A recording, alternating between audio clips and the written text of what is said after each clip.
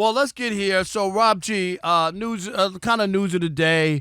I guess it was ESPN, correct? That is correct. Now, I don't know if it's news of the day so much as it could be news of the NFL offseason. Yeah. I'm just saying, it came out today. ESPN did a poll, right, and talked to some executives. Right. ESPN NFL insider Dan Graziano. I know Dan from the New York days. You know everybody. Yes. Spoke with half a dozen NFL execs and cap experts around the league to get their thoughts on the upcoming free agent market, what guys might get, what they won't get, so on and so forth. Micah Parsons, Jamar Chase, Sam Darnold, the list goes on and on. But one name that stood out, especially for this show, was Brock Purdy. And according to these execs, they're expecting Brock Purdy to re-sign in San Francisco. But here's the headline. They also expect that the contract will be using Daniel Jones's type of framework and built out from there. You recall 2 years ago, Daniel Jones got a 4-year, $160 million deal, $81 million guarantee, made him the 9th highest paid quarterback in the league at the time. Well, when you adjust for inflation, the cap's going up, the salaries are going up. They're projecting Brock Purdy this offseason will get 4 years, $196 with $112 million guaranteed, which would make him the 10th highest paid quarterback in the NFL. Your thoughts? Makes sense to me.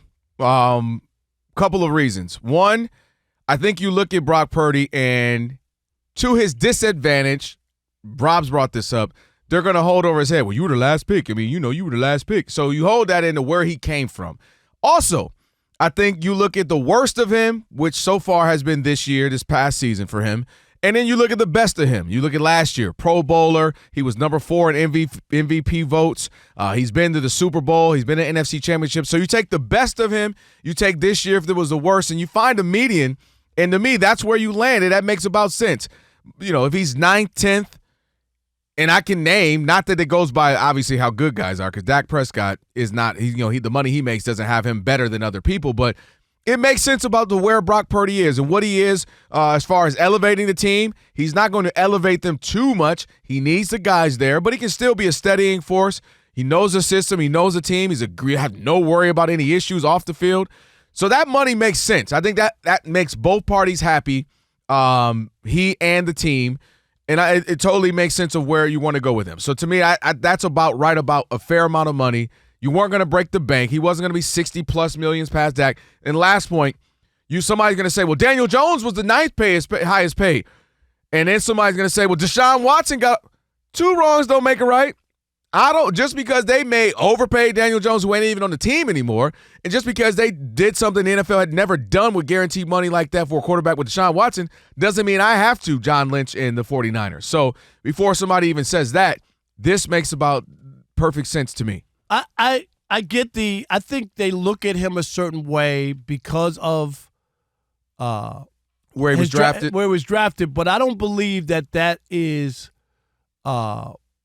that sticks to you if you really perform and people get to see and really believe in you. And I'll give you, Kurt Warner was undrafted. Like everybody talks about him being Mr. Irrelevant. When Kurt Warner came on the scene for the St. Louis Rams, ain't nobody care about where he was drafted. Am I right? No, Kurt the Warner greatest show on turf. What a time to be alive. But I mean, he was spectacular, and nobody cared about, oh, well, you can't give this guy money, or you can't.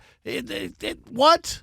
He was spectacular. And what has happened is Brock Purdy, for a lot of reasons, not only just the draft place, but where the 49ers were, that they had already gone to a Super Bowl, that they already had all these weapons. Plays a role.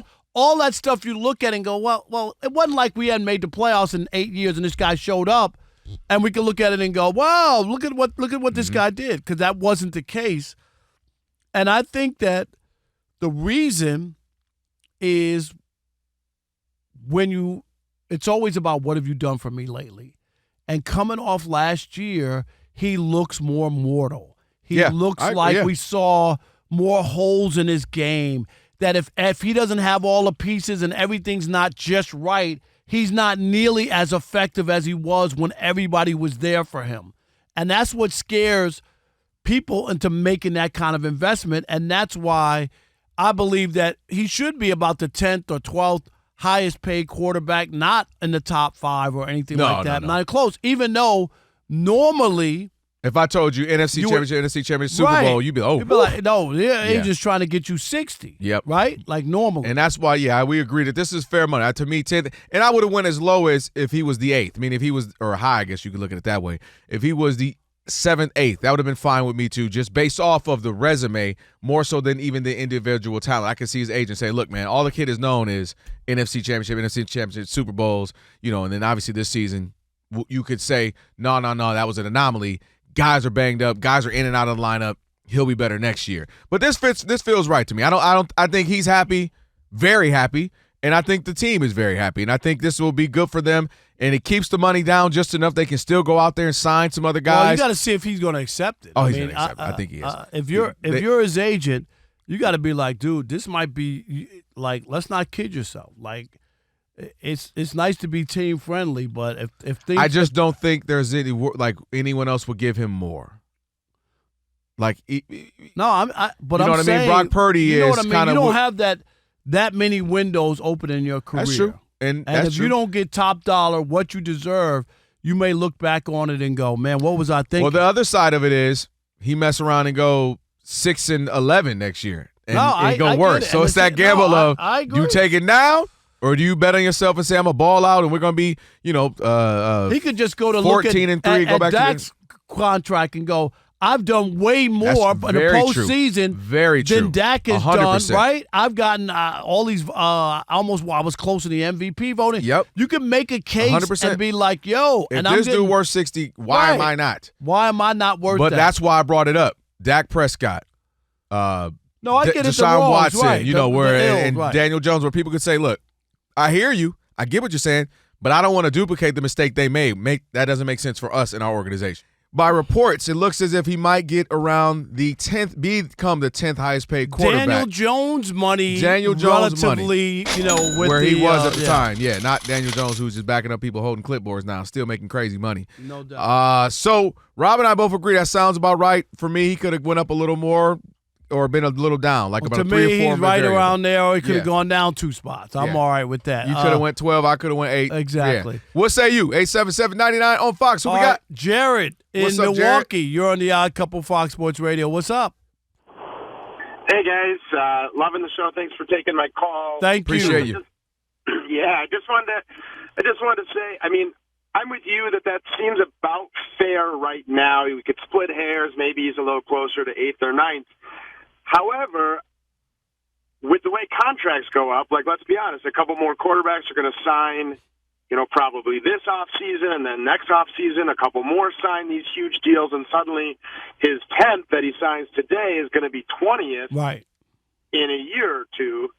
So I guess I can understand him wanting to hold off a little bit or ask for more, and I could see other teams being willing to give him more because the way the market just keeps exploding.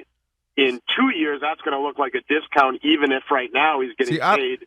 I don't know, Jared. I don't know if other teams will be overly interested. There may be 1 or 2, and there's always going to be 1 or 2, and that's all it takes. But that's kind of like Patrick Mahomes when he signed his deal, and then all of a sudden, you know what I mean? His deal isn't as. But I know he can keep signing special. deals. What I mean his deal when he signed it was bad. What I mean is Patrick Mahomes is special, and so. His deal is always going to look like, man, you could have got more than that. You know what I mean? It's like LeBron in his prime or the Kobe in his prime. Like, shoot, he could have got more than that. Brock, we still don't know. We think he's good to maybe even really good.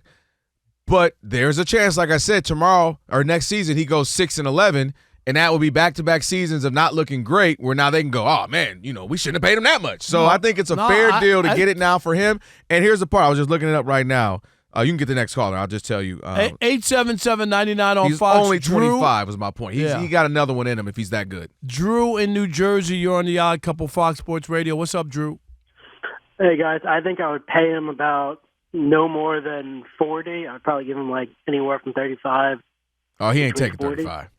Yeah, but one thing also, fun fact, that if he was in the SEC, he would be the least paid quarterback in the SEC. I know. Yeah, he's only making like $900,000. Yes. Yeah, which is crazy. Yeah. But Drew, this year, did that change anything about Brock Purdy for you just watching him play this year?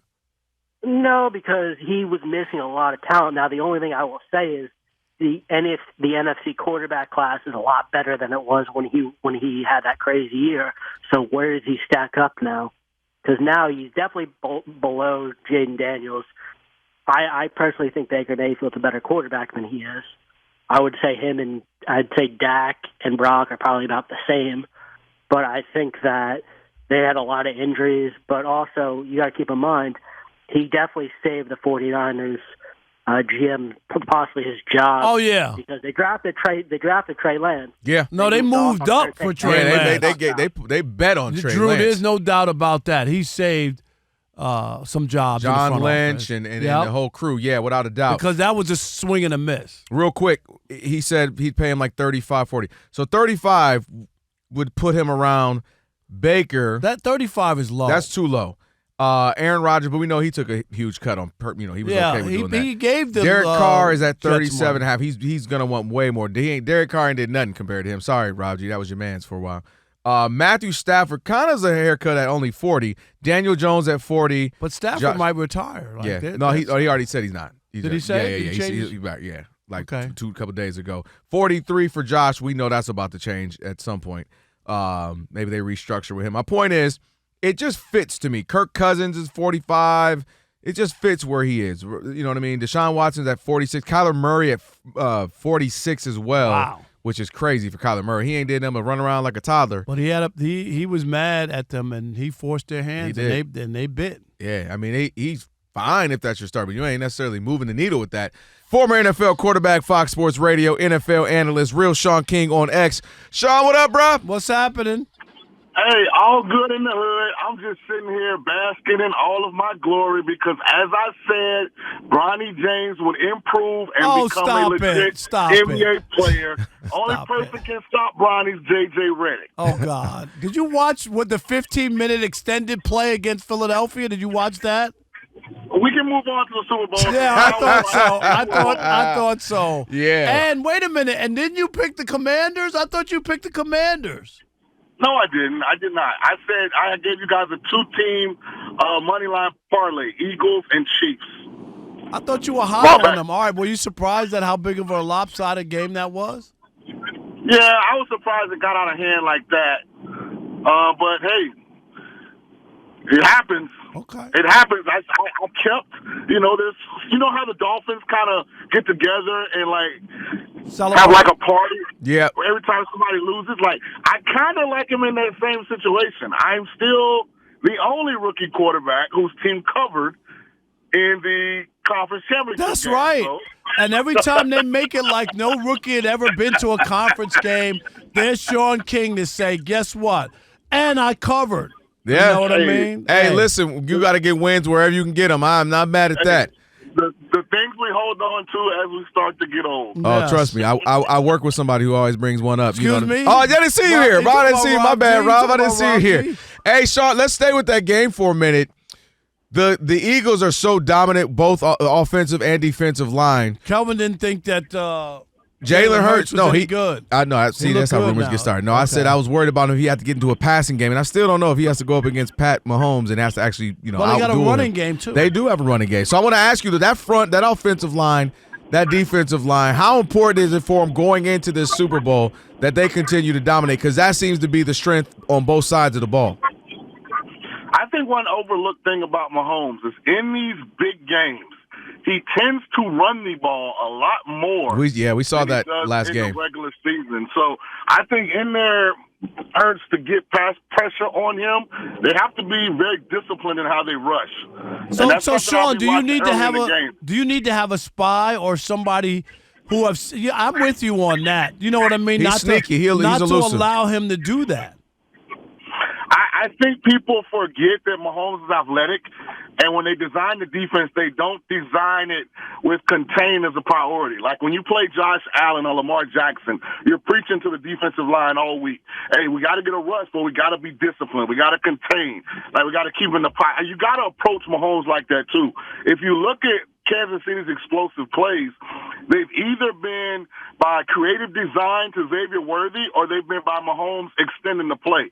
meaning it's worthy on a motion, double move, or a reverse, or it's Mahomes extending the play. So if you can take the Mahomes extending the play, big play away, I think you can really minimize this Chiefs offense. I'm going to go ahead and say it. I know it's a week out. Right now, I'm heavily leaning Eagles to win this game. I'm with you on that. Okay. I like the Eagles in this. They're a lot better than they were when they played them 2 years ago. I like what they have. I want to get here, and then we can get back to the Super Bowl. But a couple coaching hires, just your take on them.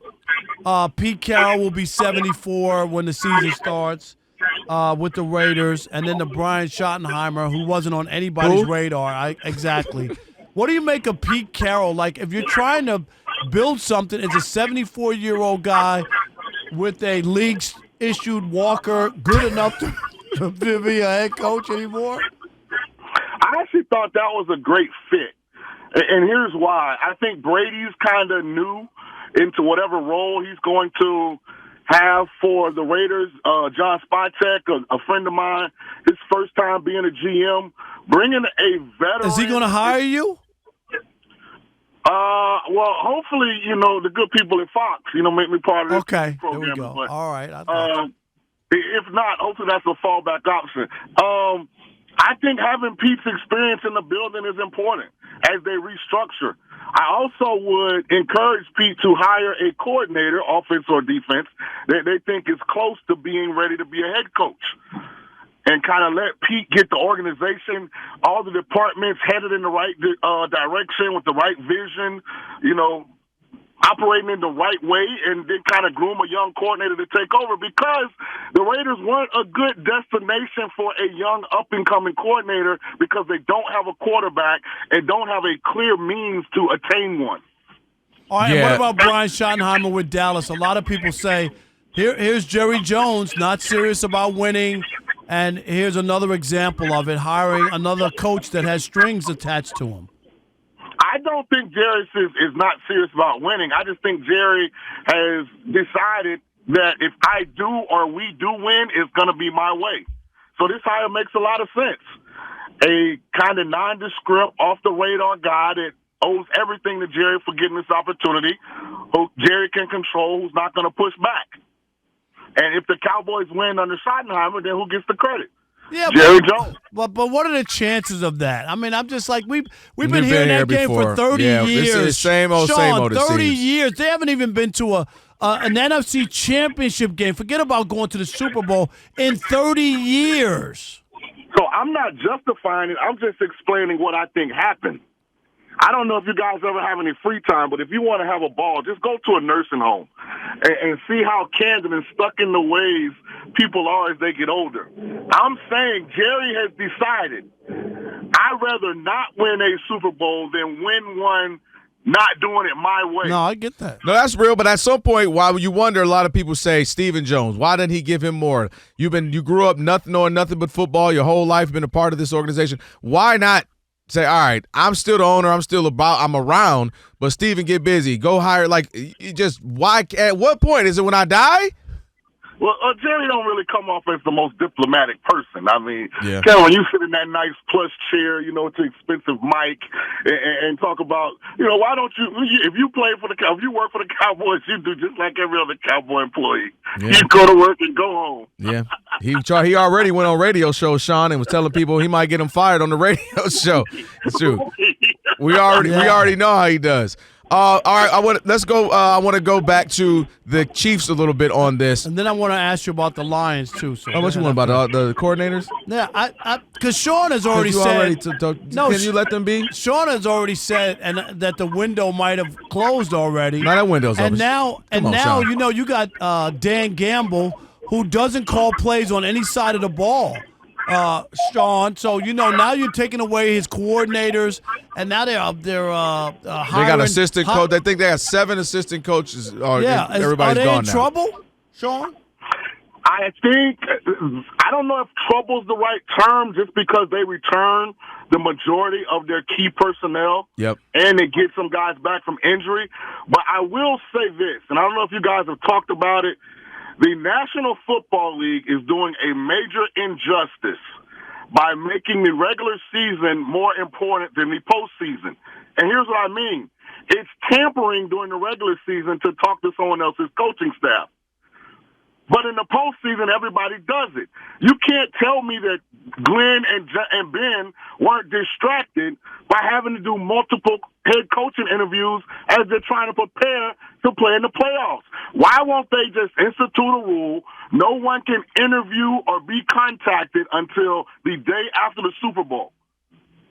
Well, it makes sense what you're saying, but their thing is, you got half the league who ain't gonna make the playoffs. They trying to get busy right now, hire some people, making some moves. But also, you're punishing the guys that make the playoffs. Think about everything that we've heard, and I'm a former coach, so I can verify about how much time you have to put in order to be fully prepared for one game during the regular season. Coaches are there day and night, locked in, trying to get every edge we can get. So you mean it's less difficult come playoff time? Now all of a sudden those same coordinators have time to game plan and prepare for a playoff game, but at the same time have 3-4 head coach interviews? So you mean to tell me that if they didn't interview, that Jared Goff wouldn't have had 4 turnovers in the Lions game? Is that what you're telling me? That's what he's saying. Yeah, that's what he's saying. No, what I'm saying is maybe there's something that was overlooked. No, I get that, but I'm just saying. But the offense was distracted. Yeah, but it makes sense. You're saying. I don't think they were saying. I understand what you're saying. Ben Johnson wouldn't blame it on that. But Aaron Glenn wouldn't blame it on that. But there were some players who didn't play well. I mean, I get you could have the best game plan, right? It doesn't mean that they're gonna. Jared Goff throwing alley-oops to the other team did not help. It doesn't. It takes away. And think about all the coaches that he took with him. There's an uneasiness that exists inside of an organization at the end of every season. That's true. Because all of those coaches, at the same time, they're getting prepared for the Commanders, but they're also trying to make sure that make sure I'm cool with AG, make sure I'm cool with Ben. Just in case they go, can I get a promotion, a raise? Make sure Dad know that I'm rocking with him. Like, it becomes an issue. Not blaming it for the Commanders' loss, but Rob brought the question up about moving forward without either guy. I think both guys' pursuits of being a head coach may have played a small role in the result in the playoffs. All right, there it is. Sean King, man, thank you so much, dog. Have a wonderful weekend. Make sure you give him a follow again. Sean King on X. And you did pique my interest about the nursing home, so I might look into that. Oh, boy. Man, it's a hilarious conversation. Just try it. Listen, Rashawn, he already did that. It was called the Golden Girls Cruise. I went on the Golden Girls Cruise. That was great. Mess around. One of the greatest shows of all time. There'll be no Golden Girls slander while I'm on. No, we love the Golden Girls ride. We sing the anthem every week. We with you 100%. Anybody doesn't know he was breaking pelvics. Great writing don't know what they're talking about. That's all I'm saying. All right, Sean, man. Thank you. That's all I'm saying. The show's great.